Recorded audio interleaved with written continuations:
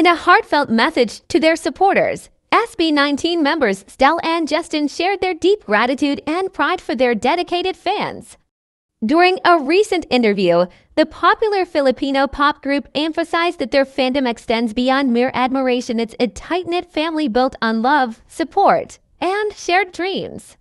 Sa mga lagi nagre-request, nag-stream, nakikinig ng mga kanta namin, sobrang salamat sa inyo lahat kasi alam namin na kahit naman sabihin natin na fan kayo, 18 kayo, syempre may mga time din na parang minsan nakakaano na siya pakinggan, parang nakakapagod siya pakinggan or nakakasawa, may ganung moment. Pero grabe yung dedication nyo, grabe yung pagmamahal nyo sa amin, and the way you carry the name SB19. Kasi kahit sabihin natin na fan 18 kayo, hindi, dala nyo rin yung pangalan namin eh. Kasi kung ano yung ginagawa nyo, nagre-reflect din naman sa artist na sinusuportahan nyo.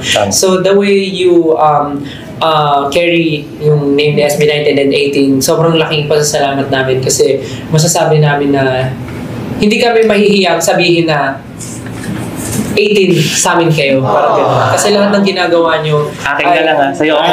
Gano'n.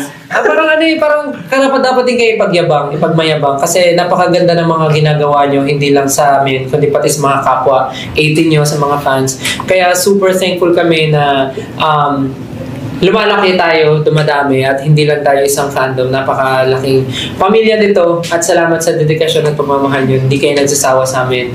Ayun nga, lagi namin sinasabi, sana pagdating sa dulo, tayo pa rin magkakasama kasi tayo lang naman yung naniniwala sa sarili natin at sa kakayanan natin. Kaya hanggang kaya natin gawin yung mga mabubuting bagay, tuloy-tuloy natin yun. Kaya ayun, maraming salamat. How about you, Jack?